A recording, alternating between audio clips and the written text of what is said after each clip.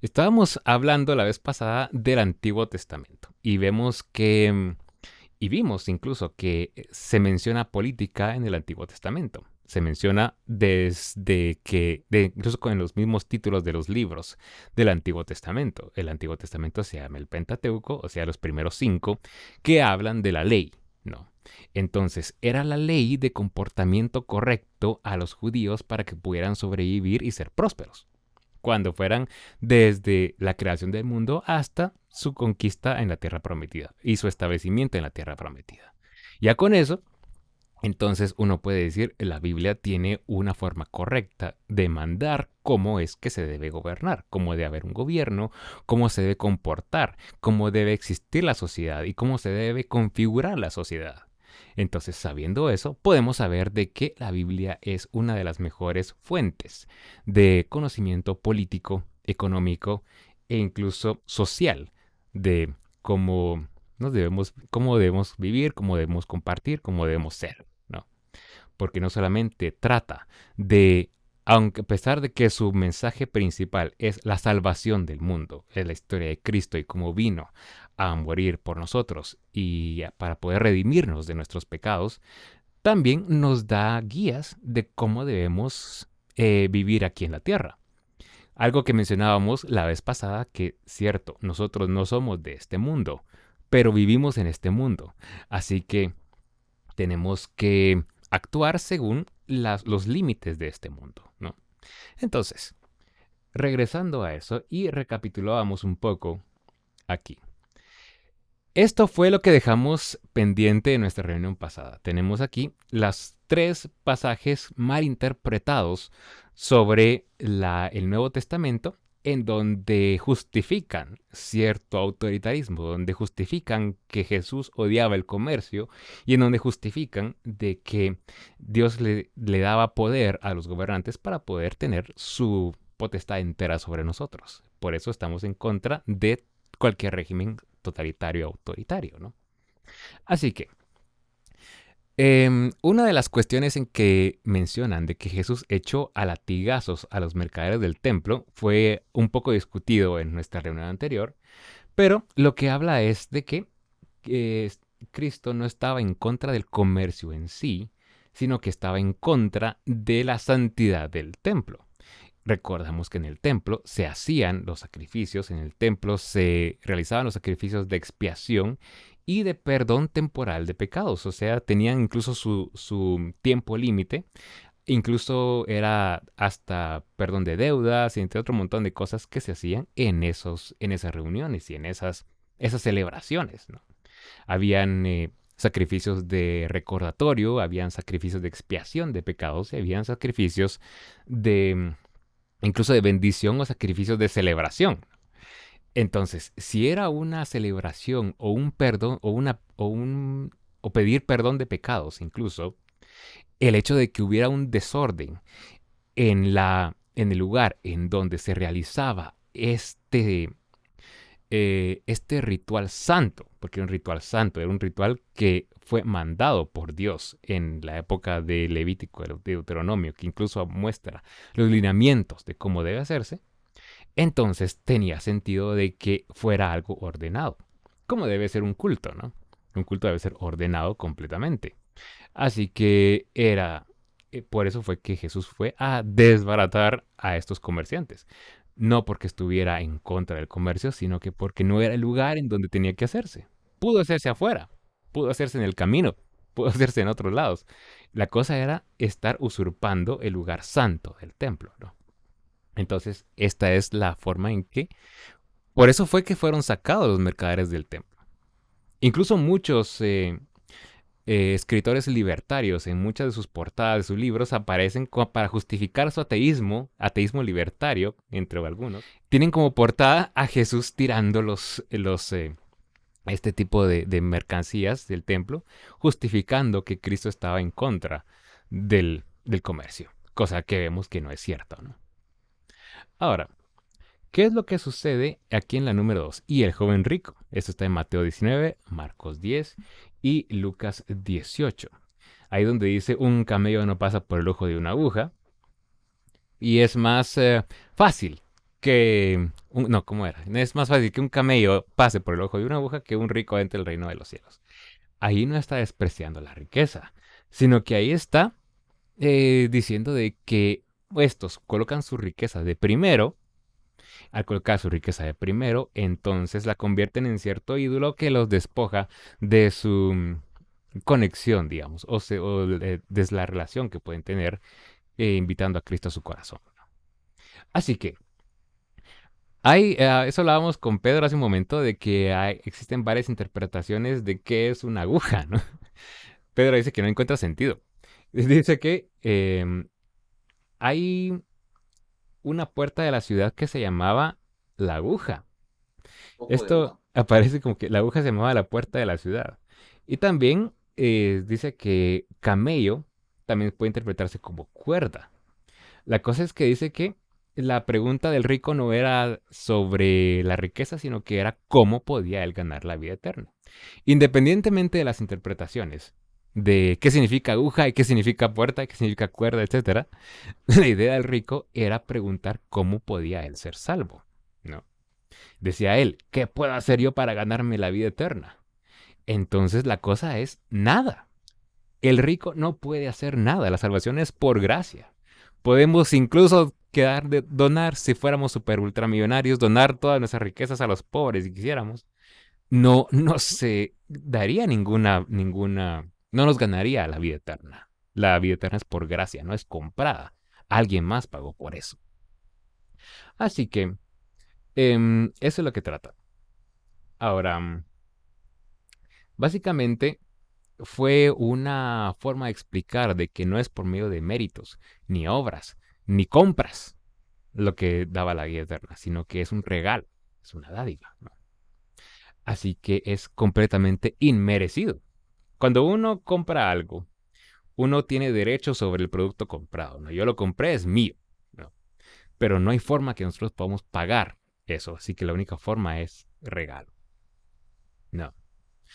Ahora, ¿qué es lo que sucede aquí en el número 3? Habiendo aclarado aquí qué es lo que sucede con el joven rico, qué es lo que utilizan como justificación muchos grupos para poder decir de que Cristo estaba en contra de los ricos. Sabemos que no, sino que es la actitud y de la forma en que él quería ganar la vida eterna. Y en el número 3, en el libro de Hechos de los Apóstoles se dice que los primeros cristianos tenían sus bienes en común. Esto lo encontramos en Gálatas 2.10, en 1 Corintios 16, del 1 al 3, 2 Corintios del 8 al 9 y Romanos 15, del 25 al 27. Aquí encontramos esta historia de la iglesia de Jerusalén. Y la iglesia de Jerusalén, primero, porque eran perseguidos. Una de las razones por las que tenían sus bienes en común era porque estaban siendo perseguidos incluso por los mismos judíos. Ahí hablamos de la iglesia. La iglesia, siendo perseguida por judíos, muchas veces pues tenían que tener en estado de emergencia sus bienes en común, ¿no? Así que en muchos lados no se trata o no está justificando de que así es como se debe vivir. Ellos tenían sus bienes en común porque no les quedaba otra. Estaban siendo perseguidos por los sacerdotes judíos y hasta por el mismo Pablo antes de su conversión, ¿no? La cosa es que ellos eh, tenían una mala interpretación también bíblica en donde ellos estaban esperando ya el final, esperaban de la segunda venida de Cristo en ese momento. Entonces, las propias escrituras dicen, nadie sabe cuándo va a ser. Pero ellos lo esperaban y esperaba que fuera en ese momento o fuera a corto plazo, pero no había, primero que no hay forma de saberlo. Entonces ellos creían que, bueno, vamos a juntar todas nuestras posiciones y entonces ya esperemos, así como si nada. Estos pobres estaban un poquito adelantados al tiempo. Hasta el día de hoy eso todavía no ha ocurrido. Entonces tenían todos sus bienes en comunión, como dicen ellos. Pero no es que así tengamos que vivir. Y eso le pasó a Pablo, que tenía que estar en todas las iglesias realizando colectas para ellos, para que no se murieran de hambre. No les funcionó tener sus bienes en común. Entonces, eso fue lo que pasa en estos pasajes de Gálatas, Corintios y Romanos. Así que esto fue lo que pasó. Ahora, hay más pasajes. Por ejemplo, ¿qué es lo que pasa cuando sucedió lo de Ananías y Zafira, ¿no? Cuando ellos fueron y vendieron un terreno y lo iban a dar a la iglesia. La, el castigo que tuvieron ellos no fue por haber querido tener una utilidad, sino que fueron a mentir sobre el precio que recibieron. Entonces, no se trata de que estuvieran en contra de las ganancias, sino que estaban en contra de la mentira. Y realmente este tipo de cuestiones son muy arraigadas en nosotros, especialmente por influencia de la Iglesia Católica. La Iglesia Católica, que tuvo creencias muy populares que vienen de toda América, pues tienen estas creencias bastante arraigadas en la población latinoamericana, que ser rico es malo. Incluso Hugo Chávez decía que los ricos no entran al cielo, ¿no? Una persona que era multimillonaria, pues, o sea, entonces, o el propio Papa Francisco que estaba diciendo que el socialismo, el comunismo era la forma cristiana de vivir, ¿no? Eso lo dijo hace como 5 años, ¿no? Así que el hecho de pensar de esa forma y al decirlo de una forma, digamos, un jerarca de la Iglesia Católica que se supone que es infalible según sus creencias, entonces viene a confundir mucha gente, ¿no? Y se topan con las escrituras que dicen todo lo contrario. Entonces, ¿a quiénes le van a creer, no? A una persona, a un ser humano falible o a lo que dice la Biblia. Creo que es preferible creer lo que dice la Biblia a lo que dice una persona. Entonces, esta es la recapitulación realmente de de nuestros 3 puntos que vimos sobre el Antiguo Testamento. Así que, ¿alguna duda, pregunta de lo que hemos visto hasta hoy? Sí, es interesante lo del Papa. Sí, lo dijo, aunque creo que fue como hace como 6 años. Creo que Tengo entendido que lo dijo antes de ser Papa, pero igual lo eh, dejó escrito en un libro y luego lo dijo después siendo un papa. Y el libro que escribió bueno, fue Diálogos Papa entre Juan Fidel Pablo II y Castro, Fidel Castro. Juan Pablo II y Fidel Castro, así se llamaba el libro. Ahí lo hizo siendo todavía cardenal. Ya siendo papa, lo escribió, incluso lo dijo en una encíclica. Está la encíclica, vamos a ver, Fratelli Tutti se llama la encíclica. Y la podemos encontrar como la nueva utopía cristiana. Y ahí es donde habla. Y lo puso como encíclica, ya siendo papa. Sí, eso Fratelli ya Tutti. es, creo que eso ya se toma como ex cátedra, ¿no? Sí. Al tal punto. Interesante, aunque los católicos por ahí ponen, cuando se les pone ese caso, por ejemplo, he visto yo que tal vez te dicen, sí, pero es que ex cátedra tal vez es más por aquí o más por allá, y por Exacto. ahí se la quieren sacar a tierra. Sí, Pero yo pienso que ya es con estas cosas que está diciendo este señor, según yo, ex cátedra, deberían de algunos católicos empezar a plantearse y si el muchos lo han Papa sí hecho. tiene infalibilidad, de verdad, aunque no la tiene, pues, pero que se empiecen a plantear, vaya, cosas que están pasando, ¿no? Sí, y eso es lo bueno. Muchos lo han hecho y se han dado cuenta. Muchos incluso, siendo todavía católicos, pues reconocen que, pues ahí, este está incorrecto en en su forma de pensar y en su interpretación, ¿no? Y después, al conocer la historia de él, que era parte de los grupos de guerrilleros de no me recuerdo dónde, entonces ya se ¿De sabe quién su forma estamos hablando? del ¿De Papa Francisco, Francisco Bergoglio? de Bueno, Bergoglio. lo que pasa es de que él es parte de los jesuitas.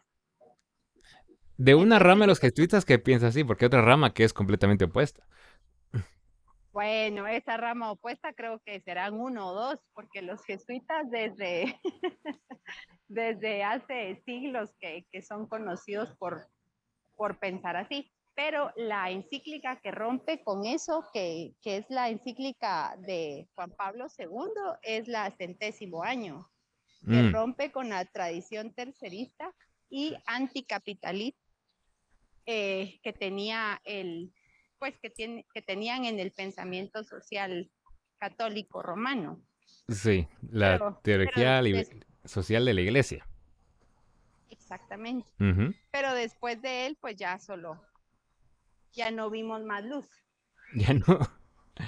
Sí. Ahora bien, Sproul precisamente tiene una parte en uno de sus libros que se llama la... vamos a ver, voy a compartir aquí esta parte. La teoría del valor según Sproul. Y podemos ver que él explica en este su libro que se llama... Ah, no puse aquí el nombre del libro. Se llama... Vamos a ver, aquí tengo el libro. Vamos a ver. Ah, sí. Un libro de R.C. Sproul que se llama ¿Qué es lo que tengo yo que pensar acerca del dinero? Entonces, tomando esta parte del Sproul en su capítulo 2, tiene una cosa que se llama razones de la pobreza. Entonces, ¿qué es lo que pasa en esa parte donde dice qué pasa si el dinero es la raíz de todos los males? Como dice en 1 Timoteo 6:10. ¿No?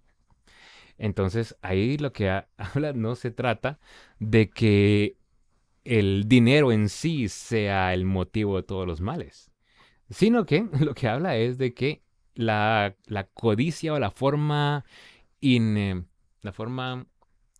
deshonesta de obtener dinero es lo malo, ¿no? O sea, voy a compartir aquí esta parte que tengo del libro.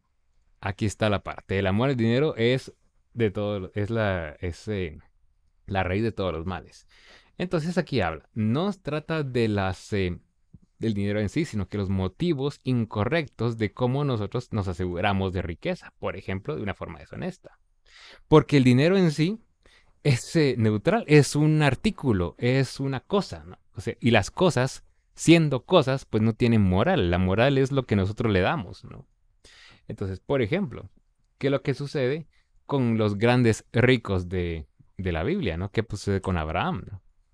Tenemos aquí una parte en donde habla acerca de Abraham. Abraham era una de las personas más ricas del mundo en ese tiempo, ¿no? ¿Qué pasa con Job también? Era una de las personas más ricas del mundo en ese tiempo. Y no por eso eran malos. Abraham fue uno de los padres de la nación, ¿no? La nación de Israel. Entonces, aquí habla, y esto es algo interesante que menciona Sproul, de que en la Edad Media empezó lo que llamamos el misticismo de la pobreza, que la propia Iglesia Católica nos habla de cómo ellos, por medio de esta forma de pensar, esclavizaba a la gente. Era una forma de manipulación de la Iglesia Católica para hacerlos culpables, que no prosperaran y la Iglesia Católica siguiera en control. Entonces, eso es algo interesante. Y si podemos encontrar este libro que se llama ¿Qué es lo que habla del dinero? Aquí aparece cómo es la cuestión, ¿no? Y vamos a ver, si hablamos, ¿cuál fue el mensaje de Pablo hacia la iglesia de Tesalónica? Si encontramos 2 Tesalonicenses 3:10, vamos a ver si podemos ponerlo aquí. 2 Tesalonicenses 3:10, lo vamos a poner aquí. Entonces, ¿qué es lo que piden las utopías marxistas, por decirlo así? Todos vivimos en comunidad y todos aportamos según nuestra posibilidad, recibimos según nuestra necesidad, ¿no? Eso corta la, eh, el sentido de creatividad empresarial y la necesidad de crear algo nuevo, porque si ya tengo las cosas aseguradas, simplemente dejo de esforzarme, ¿no? Pero Pablo, según aquí en 2 Tesalonicenses 3, nos manda a trabajar. ¿Y qué es lo que sucede? No anduvimos desordenadamente entre vosotros, ni comimos del balde de pan de nadie, sino que trabajamos con afán y fatiga día y noche para no ser gravosos a ninguno de vosotros. ¿Y qué es lo que nos ofrece los, ¿cómo se llama? Las formas de gobierno autoritarias y las formas de gobierno comunales, por decirlo así? Todos se los vamos a regalar. Los candidatos populistas. Vemos algunos de derecha mala y ofreciendo electricidad gratis para todo el mundo, ¿no? Primero que eso, ¿de dónde lo van a sacar, no? Así que el hecho de ser gravosos, ¿no? Está mal visto desde las escrituras, ¿no? O sea, no hay que ser haraganes y la forma de pensar de estos fomenta este nivel de haraganería, ¿no? Así que eso no está correcto, ¿no? Y regresando, este tipo de pensamiento tiene muchas consecuencias. Y esto es un tema que se da para más cosas. O sea, en este momento les quiero mostrar ciertas consecuencias y por el tiempo creo que solo las voy a mencionar porque es algo grave. ¿Cuáles son las consecuencias de esto? Tenemos aquí teorías de la evolución. El hecho de quitar a Dios de la forma de pensar, no solo de la política y de la vida, entonces empieza a buscar formas de que al quitar a Dios, entonces otra manera tiene que haber. ¿Cuál es la otra manera? Pues la manera natural, la manera no dirigida, la manera casual, ¿no? Entonces hay cierto grupo, incluso de cristianos, que son evolucionistas. Y esto es un problema, porque la mayoría o la teoría famosa de la evolución enseñada es la teoría de Darwin, la teoría darwinista. Pero resulta que la teoría darwinista ha sido revisada, por lo menos, y tengo el dato en este momento, ha sido revisada por lo menos 4 veces. Tenemos la revisión del darwinismo clásico que se llama la teoría gradualista, en donde pues el ser viviente decide vivir en otro lado, entonces poco a poco se le van saliendo ahí por medio de distintas mutaciones, van ahí formándose y en seres un poco más complejos, ¿no? Luego tenemos la neodarwinista, que se agrega es una nueva teoría que salió en 1930. La primera teoría de Darwin salió en 1859. La segunda salió en 1930. La tercera se llama la teoría de la nueva síntesis darwinista, salió en 1950. Y la nueva síntesis es una teoría que salió en el 2010. Entonces, si hay cristianos darwinistas, ¿cuál de esas es la teoría cristiana? Porque o es una, la real, o la bíblica, o tenemos esta cuestión de estar empatando lo que hay en el mundo con las Sagradas Escrituras. Entonces, este es el problema. Se desacredita el libro de Génesis por una ciencia no empírica. Y al poner en duda el libro de Génesis, como dice la Iglesia Católica también, que el Génesis es una fábula, entonces eso le quita credibilidad al resto de la Biblia, al resto de las Escrituras, ¿no? Entonces, eso tenemos unas consecuencias graves. ¿Cuáles fueron las consecuencias del darwinismo? Fue una justificación para el nazismo, el creer que hay razas superiores por la supervivencia del más apto. Justificación para el socialismo, porque yo tengo la potestad de ser el mejor de mi raza, el mejor de mi grupo, puedo aniquilar a los demás por el simple hecho de querer hacerlo y cumplir mi utopía, ¿no? Entonces, tenemos ahí estas cosas que son consecuencias de todo esto, ¿no? Y resulta que, al hacer un lado las teorías darwinianas, tenemos todavía 9 teorías más de la evolución no darwinianas. Tenemos una que se llama la teoría naturalista de Kimura, una que se llama la teoría de la endosimbiosis de uno llamado Margulis de 1967. Tenemos la teoría saltacionista que salió en 1972. Tenemos la teoría semimeiótica que salió en 1984 y la teoría del EVODEVO, Evolutionary Development Biology, que salió en el 2000. Entonces, si tenemos un montón de teorías de la evolución, ¿por qué hay cristianos evolucionistas que creen que la Biblia apoya una de esas? Si hay 9 teorías, ¿cuál es la cristiana? Ahí tenemos un problema. Carlos.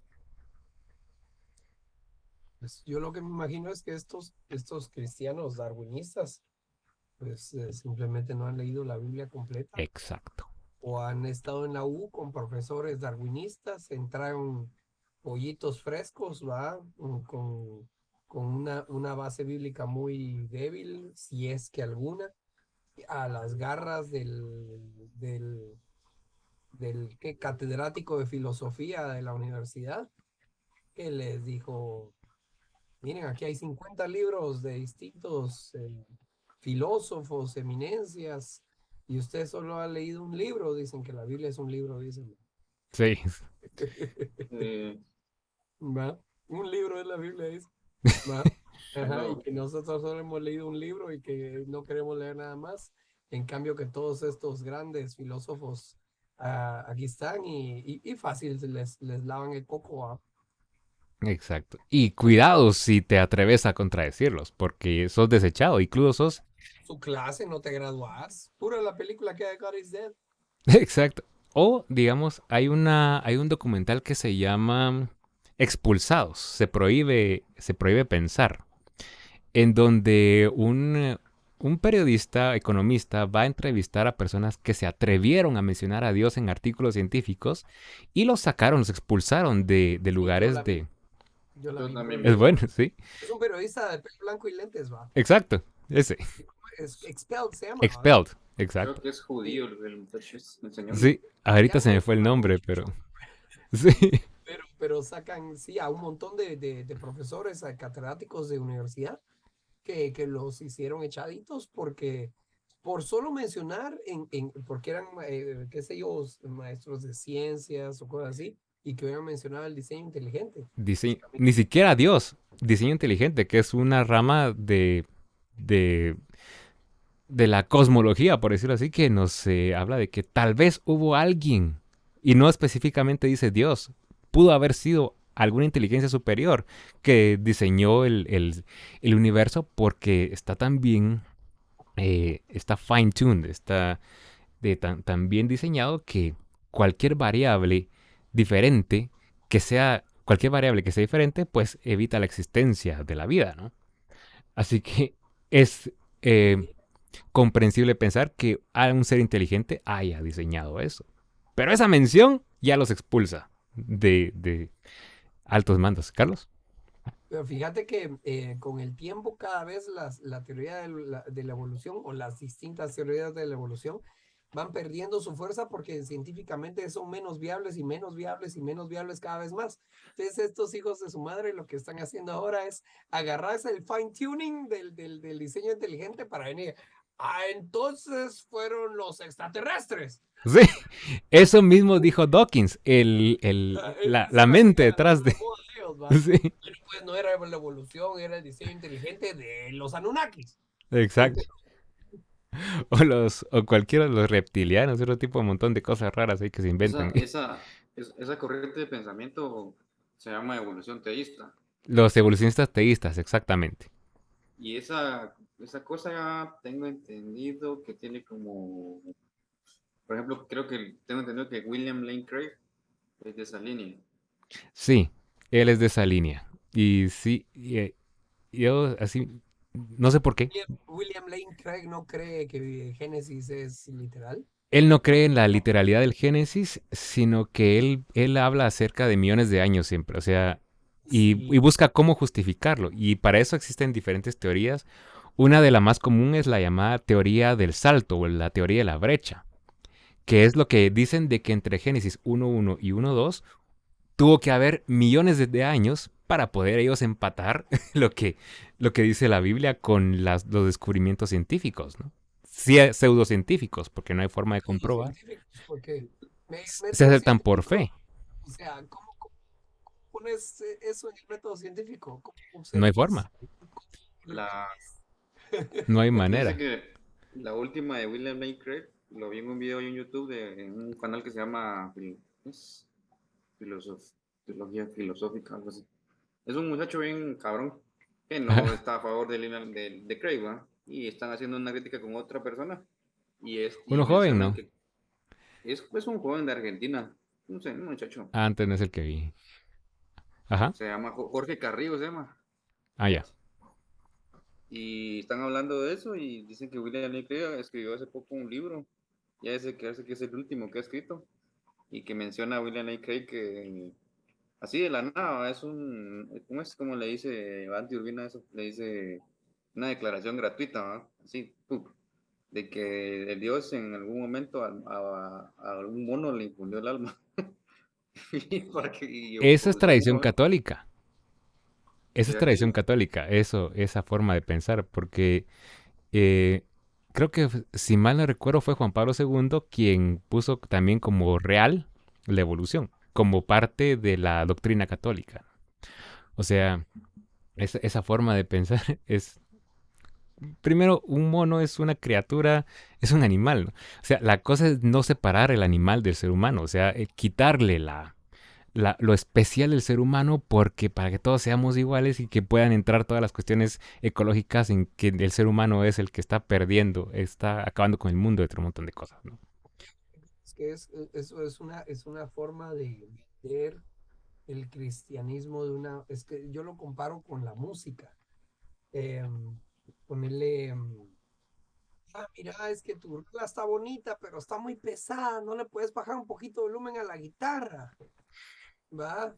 Tu canción está muy bonita, pero los tambores suenan muy fuertes, no les puedes bajar un poquito y la voz casi no se entiende, no le puedes subir más volumen. Les haces caso y me convirtieron mi heavy metal en pop, ¿va? ¿Para qué? Para que sea más popular y la mayoría de la gente lo entienda y diga, ay, sí, qué bonito, eso sí, me gusta, Timbiriche, ¿va? Pues es lo mismo, es lo mismo.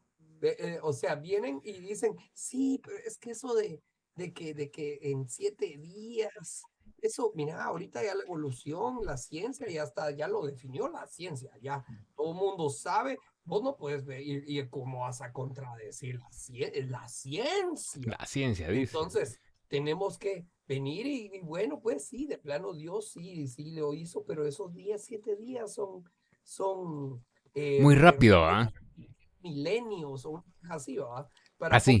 llevarlo a que, como la mayoría de la gente ya cree lo de la evolución, entonces para que no sonemos a locos, ¿va? Para que seamos aceptables comerciales, ¿va? Entonces le metemos el rollo de ahí de la evolución para amarrar el tamal y que hace una píldora más tragable, ¿va? Así ya nos va a querer el mundo.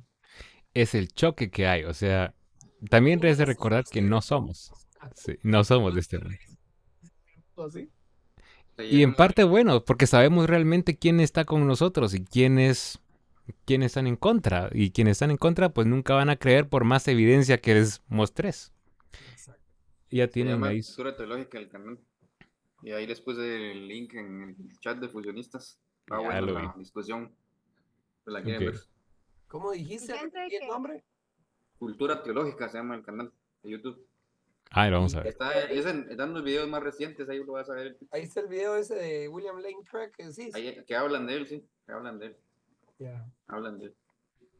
Ok. lo que he visto y que en muchos cristianos es que, digamos, el Génesis lo aceptan, o sea, no están como que siendo darwinistas ni nada por el estilo.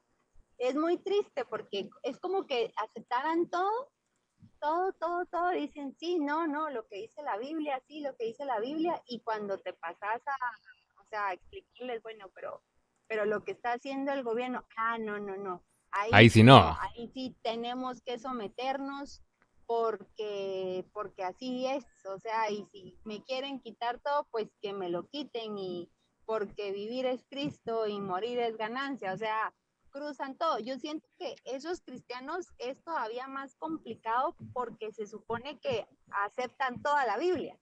Ponerle los que te están hablando de darwinismo o de la brecha o eso, es como que, la gran, o sea, es como que puedes entrarles más porque sí están con las brújulas desconchinfladas, pero los que te dicen que no, que todo lo de la Biblia así debe de ser, pero entonces cuando tú entras a querer decir, bueno, pero es que Dios también reina en la cultura, pues Él es soberano y así debe de ser.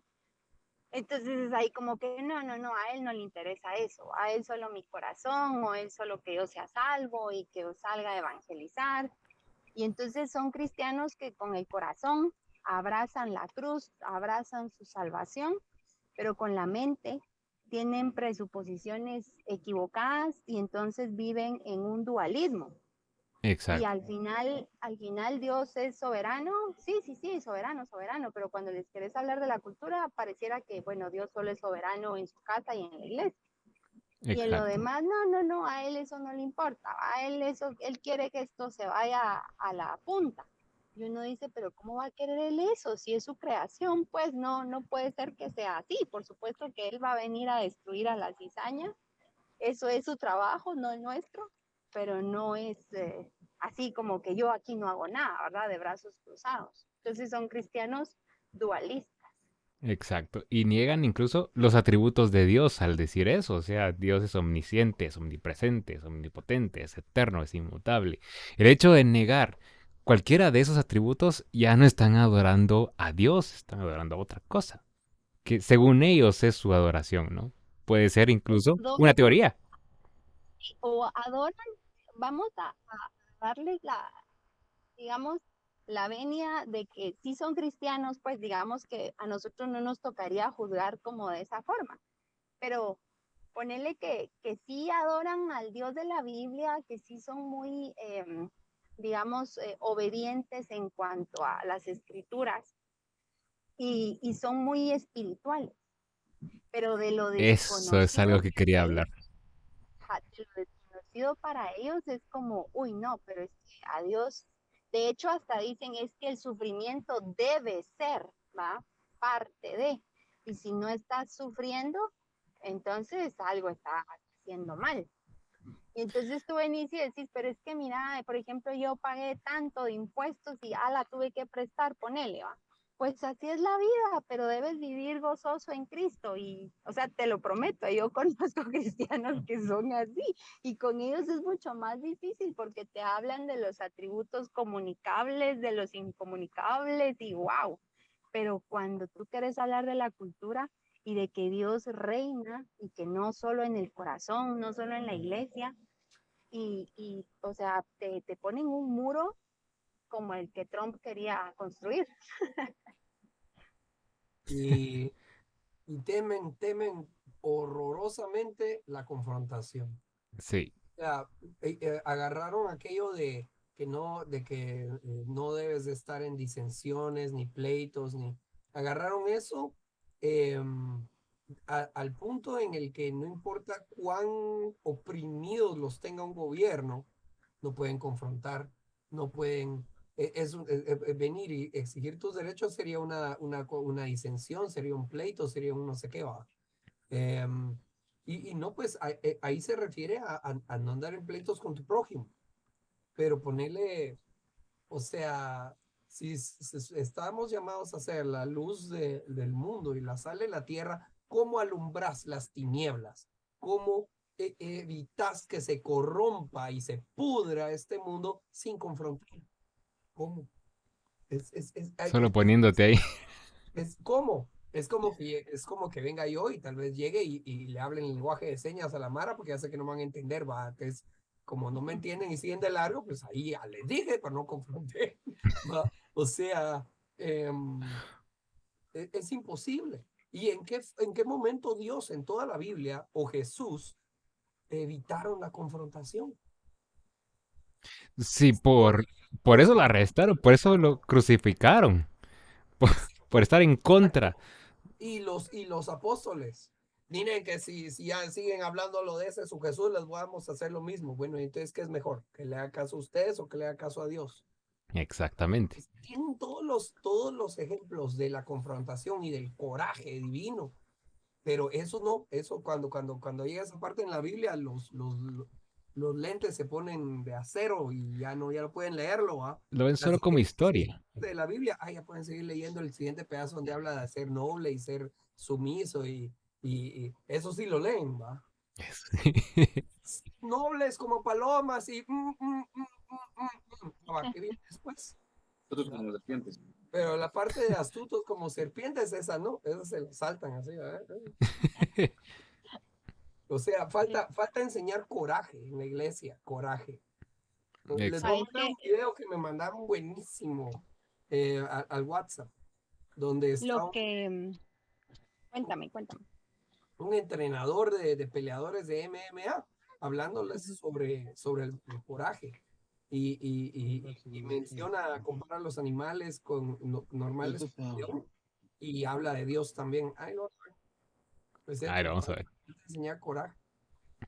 Ok. Y es que lo que falta también, bueno, no, lo que pasa es que el antinomianismo ha permeado muchísimo en la iglesia. Y entonces la ley de Dios fue dada solo para Israel. Y ya entonces cuando tú quieres hablar de ley de Dios, o sea, la ley de Dios dice tal o cual para la buena gobernanza, ellos te dicen, pero no, esto fue dado solo para Israel. Entonces, nosotros estamos solo bajo la gracia y a nosotros solo nos compete el evangelismo y ya está. No tendríamos el Pentateuco con la Biblia, empezando por eso. Sí, o sea, Ya. exactamente, pero es como que lo tienes para leerlo y conocer, pero no porque sea algo para los gentiles, sino es solo para Israel. Y muchos que dicen no ser antinomianistas, pero lo abrazan pues porque dicen, no, no, no, es que la ley ya la ley ya no es para nosotros. Entonces, pues son antinomianistas. Exacto. Perdón, ¿me podrías definir antinomianismo? Ya entendí de qué estás hablando, pero el término quisiera... Bueno, es que Antinomianismo. el antinomianismo es el que parte digamos, que cree en los 10 mandamientos, que sí, que dice creer y cumplir y que así debe de ser en la vida cristiana, los 10 mandamientos, pero que no cree que la ley sea para que nosotros la cumplamos. Y por supuesto que la ley en su totalidad ya no es para que nosotros la cumplamos, pero sí porque los 10 mandamientos son el decálogo de la ley, son el resumen de la ley que debemos continuar, no la ley ceremonial, no mucho de la ley judicial, pero sí la ley moral.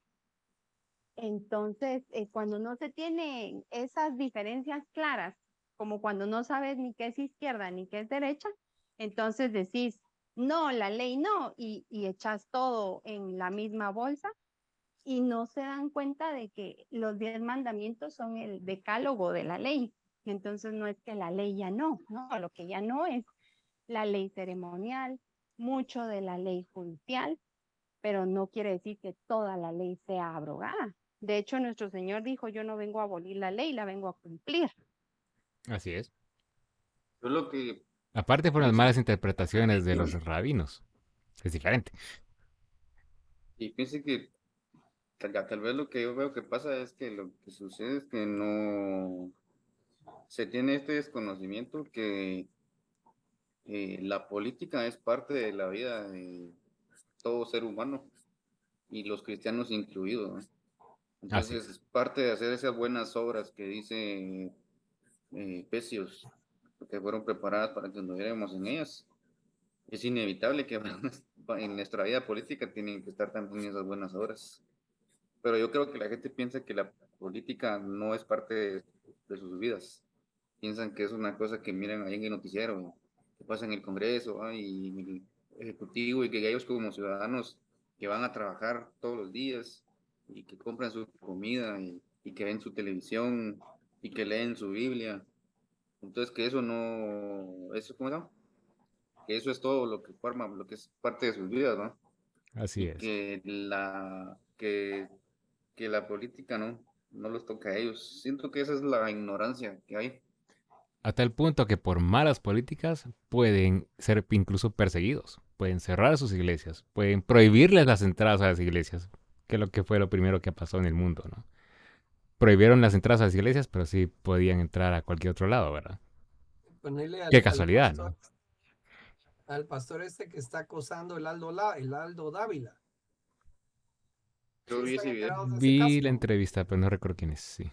Acaba él hacer público un video donde está contando de que lo pusieron culpable de uno de los 3 delitos y que va a tener que hacer un año de cárcel o pagar 25 quetzales diarios durante un año, no sé qué.